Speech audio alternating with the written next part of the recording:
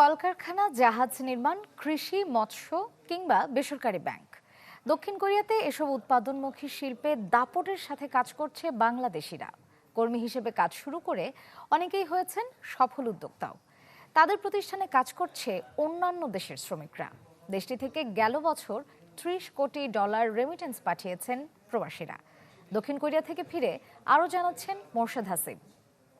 আগামীর অগ্রগতির ভিত্তি আনোয়ার ইস্পাত, স্ট্রংগেস্ট স্টিল সিন্স 1978। দক্ষিণ কোরিয়ার রাজধানী সিওল থেকে ৪৫ কিলোমিটার দূরের শহর পুনচন সিটি সংরি, যেখানে বসবাস ১৫০০ বাংলাদেশের। ৯০ দশকের মাঝামাঝি দক্ষিণ কোরিয়াতে প্রবাস জীবন শুরু করেন এম জামান সচল। কাজের দারুণ পরিবেশ থাকার পরও সংকট ছিল হালাল খাবারের। সে ভাবনাতেই কর্মী থেকে উদ্যোক্তা হওয়া। কম স্যালারিতে মানুষ কাজ করতো আমি যখন প্রথম আসছি। এখন তো আলহামদুলিল্লাহ স্যালারি খুবই ভালো। কোরিয়াতে প্রায় ২০০০ US এর মতো স্যালারি। মানুষ খাওয়া দাওয়া করতে অনেক কষ্ট হইতো, কিন্তু তারপরও আমরা কষ্ট করে কোরিয়াতে ছিলাম।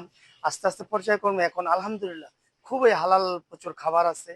আমরা সারা কোরিয়াতে গ্লোসারি শপগুলোতে হালাল বিভিন্ন মাংসগুলি সাপ্লাই দিয়ে থাকি। সেখান থেকে বিভিন্ন মুসলমানরা কেনাকাটা করে। এম জামানের মতো বাংলাদেশিদের ব্যবসায়ী ঋণ সহ অন্যান্য ব্যাংকিং সেবা দিতে এগিয়ে আসছে দক্ষিণ কোরিয়ার ব্যাংকগুলো। এখানে রেমিটেন্স, ব্যাংক অ্যাকাউন্ট, তারপরে আপনার দেচুল যে লোন সার্ভিস গুলো আছে, এগুলো পাওয়া আপনার খুব ইজি। এখানে কম্পেয়ার টু বাংলাদেশ, এখানে খুব দ্রুত। কর্মী হিসেবে জীবন শুরু করলেও দেশটিতে গাড়ির ব্যবসা হিসেবে সুনাম অর্জন করেছেন শামীম ইসলাম। দেশের সাথে বিদেশিদের কর্মসংস্থানের ব্যবস্থা করেছেন Shamim. This company every time give the equipment, hats and the ching up and everything. It's a good man. We do have all the protection that we need, and my boss is there to provide it for us. এই দেশ প্রচুর লাভবান হচ্ছে, কারণ আমরা almost ২৭টা দেশে export করি আমাদের প্রোডাক্ট। তো এইতে করে এরা প্রচুর রেমিটেন্স আর্ন করে, এখানে ফরেন কারেন্সি আর্ন করে। সেম ব্যাপারটা যদি বাংলাদেশে করা যায়, বাংলাদেশে যেহেতু নতুন সরকার আসছে, এভাবে সরকারের সহযোগিতা লাগবে।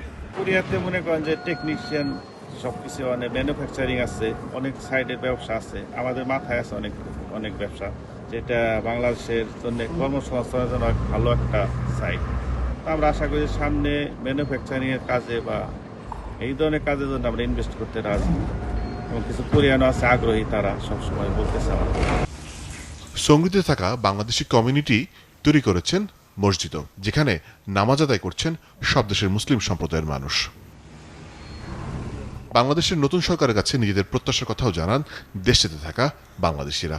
প্রবাসীরা যাতে বিমানবন্দরে কোনো হয়রানির শিকার না হই, সেদিকে সরকারকে ভালো ব্যবস্থা নিতে হবে।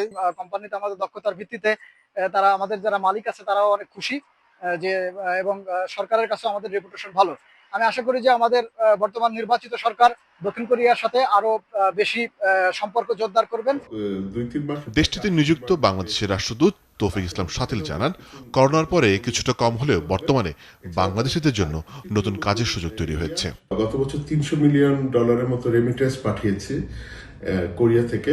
আরেকটি নতুন এরিয়াতে প্রায় ২০০০ শ্রমিক এসেছেন, এবং আরো ডিমান্ড আমরা দেখতে পাচ্ছি, সেটা হচ্ছে শিপ বিল্ডিং এর ক্ষেত্রে। তৃতীয় নতুন এরিয়া সেটা হচ্ছে মৌসুমী শ্রমিক, কৃষি এবং মৎস্য ক্ষেত্রে। সেখানেও কিছু শ্রমিক অলরেডি আসা শুরু করেছেন। বাংলাদেশের শ্রমিকদের অন্যান্য দেশের শ্রমিকদের তুলনায় একটা বিষয় একটু আরো মনোযোগ দেওয়ার প্রয়োজন, সেটা হচ্ছে কোরিয়ান ভাষা জ্ঞান। যেটা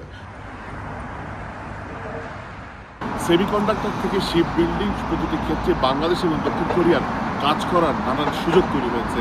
তবে সেসব ক্ষেত্রে কাজ করতে চাইলে বাংলাদেশিদের শিখতে হবে কোরিয়ান ভাষা, কারণ অন্যান্য দেশের সাথে কম্পিটিশন করতে হলে সে ভাষা শেখার কোনো বিকল্প নেই। চ্যানেল 24 দক্ষিণ কোরিয়া।